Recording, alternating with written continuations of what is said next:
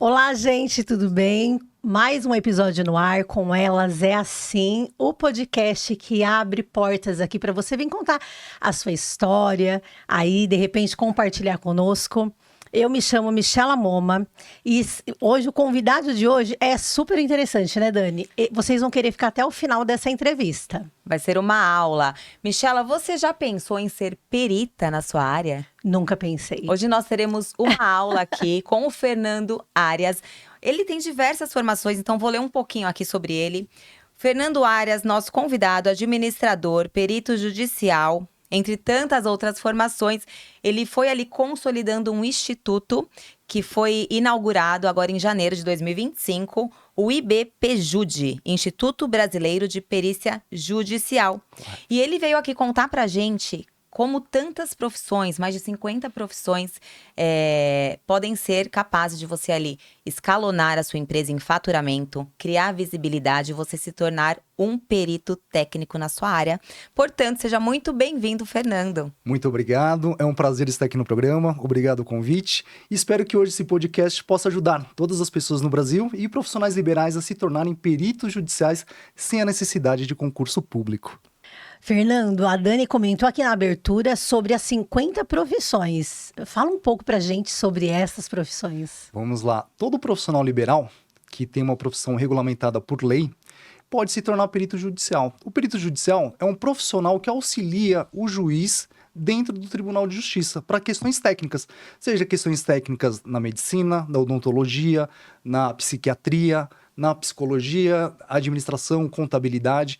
Então, assim, o perito judicial é um profissional técnico, habilitado através de órgão de classe, que ele vai prestar serviços para os tribunais de justiça, trazendo a verdade de fatos para auxiliar o juiz, para que o juiz tome a decisão. O perito não toma decisão nenhuma, mas ele traz a verdade de fatos, construindo uma prova que a gente chama de laudo pericial, e através disso o juiz toma uma decisão sobre um tema específico.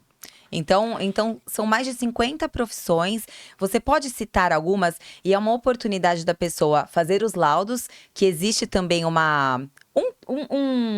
termo ali, um valor em faturamento que ela pode ganhar por laudo, além de criar um faturamento maior para a empresa dela, ter visibilidade. Cita ali algumas profissões que as pessoas nem imaginam que possam se tornar peritos e conta algum caso pra gente. Vamos lá. Profissões que podem ser peritos, todas aquelas com profissões regulamentadas. Exemplo, o enfermeiro, ele pode ser perito judicial. O pedagogo, ele pode ser perito judicial. Mas o enfermeiro aonde? Quando a gente fala de administração de medicamentos, quem administra medicamentos muitas vezes são os enfermeiros. Então, assim, será que aquele medicamento, quando ele está interagindo com outro, pode dar algum tipo de problema? Ou se deu algum problema, foi pela interação de medicamentos? Então, isso o enfermeiro pode trazer um laudo para o juiz para poder explicar coisas sobre isso, né? Fazer a auditoria em prontuários, né? Então, são coisas que o enfermeiro pode fazer. Então, assim, falar, mas o enfermeiro não é coisa do médico?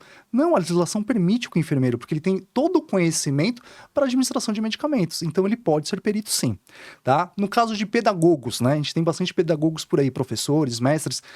De acordo com a lei, ele pode verificar material didático dentro das escolas. Então, vira e mexe, a gente vê algumas polêmicas aí sobre material didático em escolas públicas, privadas, etc., sobre ideologias, né?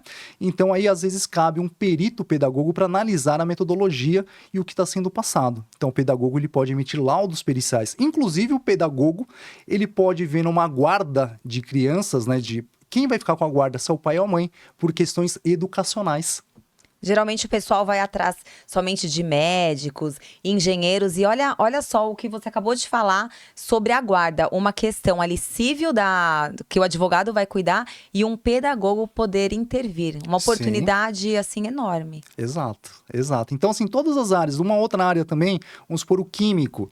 Ele pode ser chamado para poder ver a poluição de rios. Se aquele produto químico que a empresa está jogando os dejetos, se está tendo algum tipo de poluição, o que está acontecendo com o meio ambiente. Então, o químico ele pode tanto defender uma empresa, como também acusar uma empresa sobre os danos ao meio ambiente. Tá? Então, todas as profissões têm o seu perito judicial e isso não precisa de concurso público. Olha que interessante, É o que né? você vai falar aqui pra gente sobre o curso. que você propõe ali para o pessoal se tornar o perito. Conta um pouco do curso para a gente, Fernando. O curso de perícia judicial para profissionais liberais, ele surgiu com um desmembramento do curso de perícia judicial para administradores, que eu lancei um curso primeiro de perícia judicial para administradores e percebi que os profissionais liberais começaram a procurar mais. Eu quero ser perito também. Tem perícia para dentista, para médicos, para engenheiros? Eu falei, está aí a oportunidade. Eu formatei um novo curso de perícia judicial para profissionais liberais, onde está embasado no CPC, Código de Processo Civil.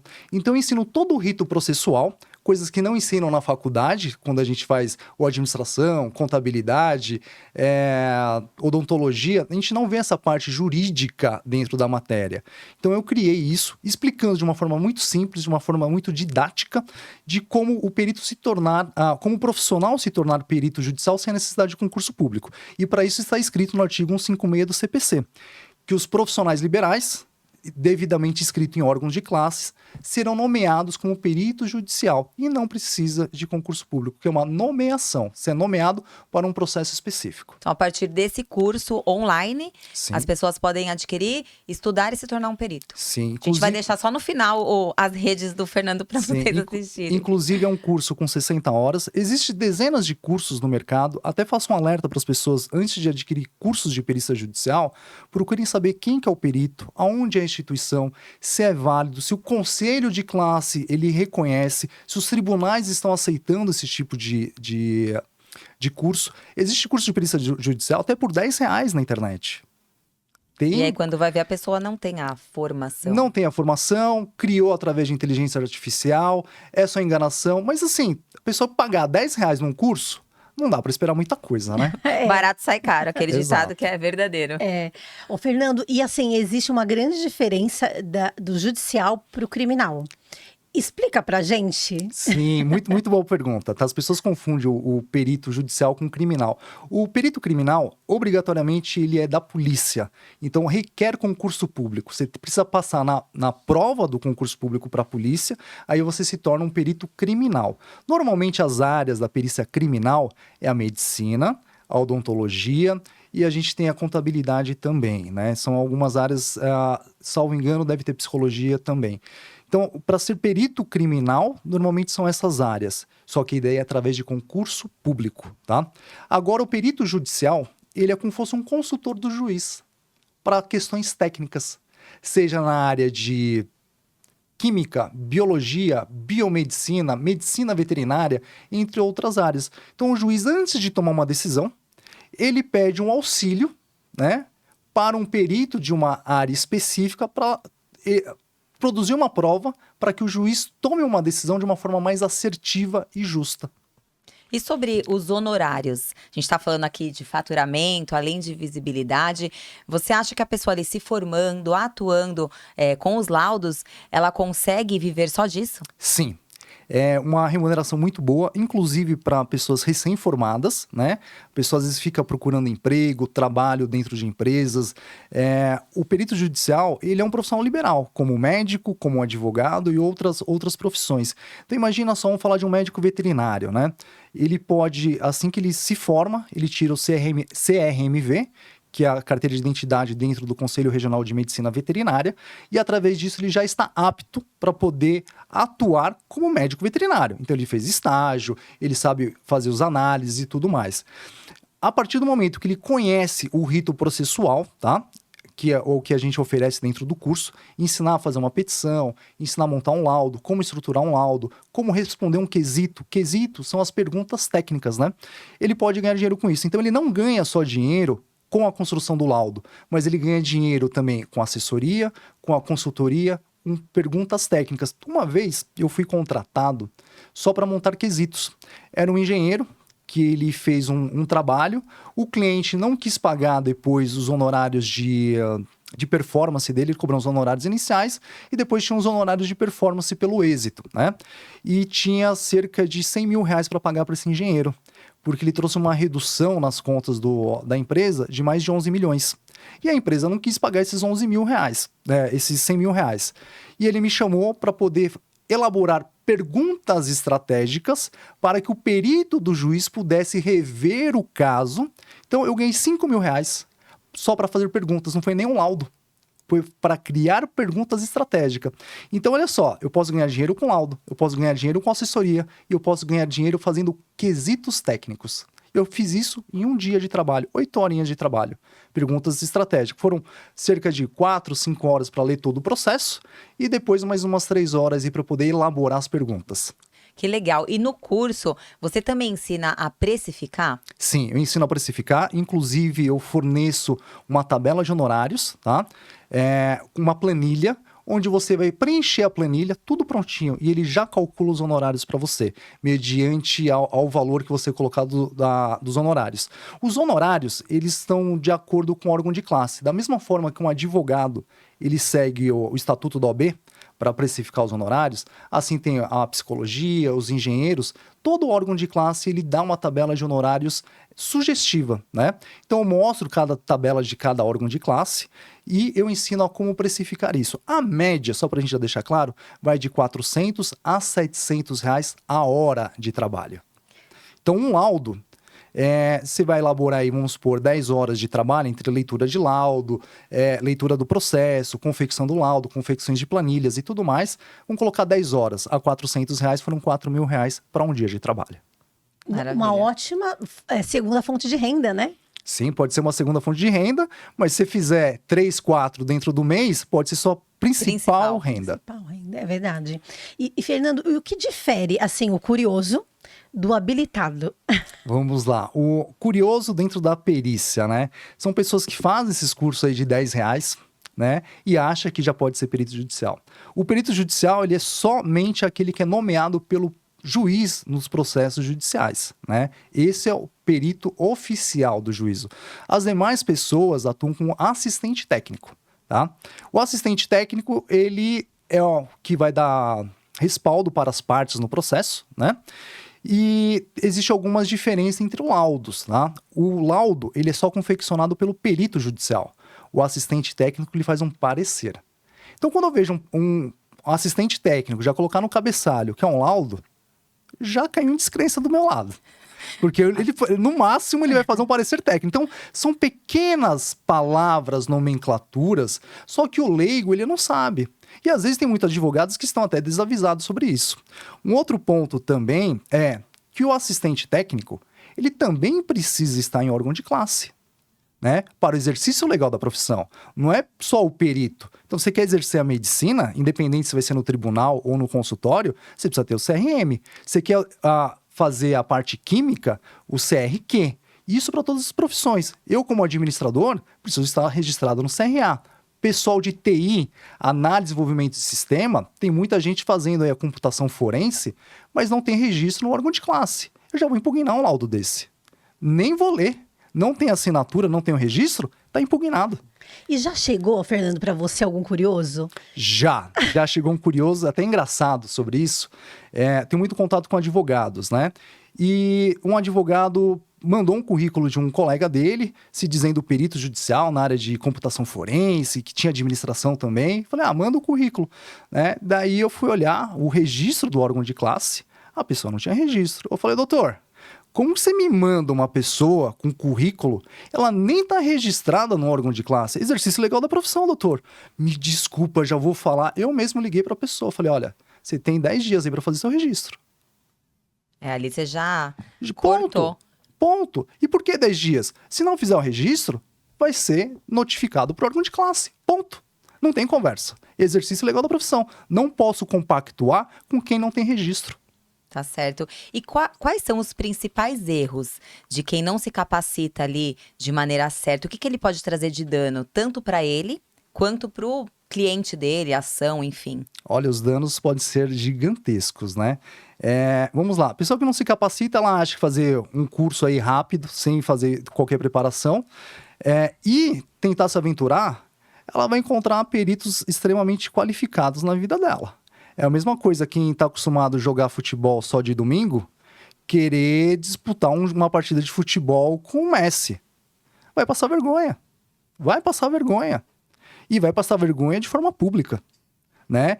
E isso também pode gerar danos para o cliente. Os advogados, a hora que perceberem que aconteceu algum tipo de erro, eles podem tomar medidas cabíveis, vamos supor, entrar com processos de danos morais, danos materiais, indenizações. Além da vergonha no cash. Exatamente. E tá corretíssimo. Tá corretíssimo. Tá certo, tem que andar na linha. O Fernando, e cita aqui pra gente alguns itens, assim, essenciais para quem tá querendo começar. Tá. Para quem tá querendo começar, antes de mais nada, certificar que está inscrito em órgão de classe, independente da profissão, né? Esse é o pré-requisito para exercício legal da profissão. Tá? O segundo é fazer um curso de perícia judicial. Por quê? Quando a gente vai fazer a faculdade, ou a pós-graduação, MBA, mestrado, independente da quantidade de cursos que você fez educacional, não te preparam para a parte jurídica, para a parte forense. Então é importante você fazer um curso voltado para isso, né? Então por isso eu criei um curso com 60 horas, a média de mercado é 20 horas, então o meu ele extrapola essa média, porque eu tomei o máximo cuidado para poder preparar, para poder conversar, pegar na mão do aluno, né? Então é fazer um curso de preparação para perícia, tá? O segundo ponto é ter um computador bom para você poder redigir laudos, ter conhecimento de pacote Office, porque você vai ter que mexer com Word, vai ter que mexer com Excel, montar planilhas. Então, é importante essas preparações. Além disso, ter um certificado digital para você poder acessar os processos dentro da justiça, que hoje é tudo através de certificado digital. Então, essas são as preparações para quem quer iniciar. E isso o IBPJude apoia, ensinando passo a passo, e inclusive damos dicas de peritos, de até mesmo as minhas experiências, o que fazer e como não fazer, o que fazer para dar certo, como você receber nomeações. Então a ideia é essa, de princípio, esses são os requisitos básicos para poder iniciar uma perícia judicial. Foi a partir desse sucesso todo ali na perícia, nos laudos, que você criou o Instituto. Vamos falar um pouquinho do Instituto, o IBPJude. O que traz de benefícios para os peritos que estão nessa plataforma, que estão ali contigo? Vamos lá. O fato de você fazer parte do IBPJude, você está dentro de um ecossistema que eu criei, tá? Que isso liga tanto de forma pública na internet, onde os tribunais de justiça podem fazer acesso, defensoria pública pode fazer acesso do cadastro dos peritos que estão lá. O perito judicial cadastrado dentro do IBPJude, ele tem os dados dele, tem o registro de órgão registrado lá, eles têm o telefone, e-mail para poder divulgar. E não tem intervenção nenhuma do IBPJude, a gente não ganha nada para... fica com uma porcentagem? Não. Todo o contato feito é direto com o profissional, né? Então a gente promove isso para poder ajudar os peritos judiciais. Por quê? Dentro dos órgãos de classe, seja CRM, CRA, Corecon, né, eles não divulgam de certa forma, dando uma ênfase para o perito judicial, né? Eles falam sobre o conselho de classe, sobre outras coisas, e isso falta no mercado alguém que cuide dos peritos judiciais. E de tantas reclamações de colegas, o órgão não faz nada. Eu falei, não, o órgão não faz nada, mas a gente tem que tomar uma atitude. E de tanto falar, a gente precisa tomar uma atitude, eu acabei tomando essa atitude. Não esperou. Não. O legal é que ali é uma oportunidade tanto para quem precisa de um perito e para o próprio perito, que ele está ali numa vitrine. Sim. Então ali é como se fosse... Não é uma venda dele, mas assim, é uma oportunidade de quem precisa o procurar, o investimento dele já está ali na tela, na internet, para qualquer pessoa. Ajuda bastante, porque até um cuidado que eu tomo, quem vai se colocar nessa vitrine do IBPJude, eu vou investigar se é um profissional habilitado, se a pessoa tem registro no órgão de classe, né? E eu faço uma investigação para depois aprovar a pessoa a divulgar seus trabalhos na plataforma, né? E então, assim, é extremamente seguro para os advogados, extremamente seguro para o cliente, para as empresas, porque eu mesmo faço essa verificação. Como que é esse processo de aprovação, Fernando? Esse processo de aprovação, as pessoas se inscrevem dentro do IBPJude, né? Querendo divulgar seus trabalhos dentro da plataforma. Não necessariamente precisa fazer o curso dentro do IBPJude, tá? Mas o fato de a pessoa já ser perita judicial, ela pode divulgar lá, não tem problema nenhum. Só que eu vou me certificar. Por quê? Ministério Público olha o meu site, o IBPJude, Defensoria Pública, advogados. Então, constantemente, também sou fiscalizado. Então, tomo muito cuidado em quem estará nessa plataforma, né? Então, assim, primeira coisa, olhar quem que é o profissional, tá? Depois, ver se tem o registro em órgão de classe e ver onde a pessoa fez esse curso, né? Se é para uma instituição válida. Tá? Inclusive, até posso falar uma outra coisa que as pessoas não sabem, né? Ter nome sujo impede de entrar na perícia? Não. O judiciário não consulta se a pessoa tem nome sujo ou não. Ele quer saber se você é uma pessoa que está habilitada e tem conhecimentos técnicos. Problemas financeiros, todo mundo tem. Então, às vezes a pessoa fala, não vou fazer o curso agora, eu tô com dificuldade financeira, tenho que apresentar laudo na justiça, eles vão puxar o Serasa. O Tribunal de Justiça, eles não olham isso. Eles querem saber se você é uma pessoa habilitada e uma pessoa técnica. Inclusive, a perícia judicial ajuda você a organizar suas finanças. Legal isso. Legal. Ô, Fernando, e você acredita que essa é uma oportunidade, é uma forma de escalonar a empresa? Sim. O que acontece? O perito judicial, por si só, ele traz muita autoridade, né? E essa é a ideia da perícia. Então, vamos falar agora de um contador, né? Ele tem um escritório dele, né? E ele dá orientações para o cliente. Mas quando ele se torna perito judicial, o peso da orientação é muito maior. O cliente, ele acaba respeitando muito mais. Não, mas ele é perito, né? Então, vamos seguir aqui, porque a gente não pode fazer isso, pode ter problema. Da mesma forma, eu como administrador, oriento meus clientes também. Olha, não faça dessa forma que vai ter problema. Ah, mas por quê? Porque eu estou lá na ponta final, onde os problemas acontecem. Então, eu já sei o que vai acontecer lá na frente. Então, não faça. Fernando, uma curiosidade aqui. Sim. Primeiro, eu queria saber o nome desse curso, para o pessoal que está nos assistindo. E lista, assim, umas cinco vertentes importantes, como honorários. O que você ensina a essa pessoa para ela se tornar um perito? Vamos lá. O nome do curso é Perícia Judicial para Profissionais Liberais. Então, já deixo muito bem claro que todos os profissionais liberais podem fazer esse curso de perícia judicial, tá? O que eu ensino no curso?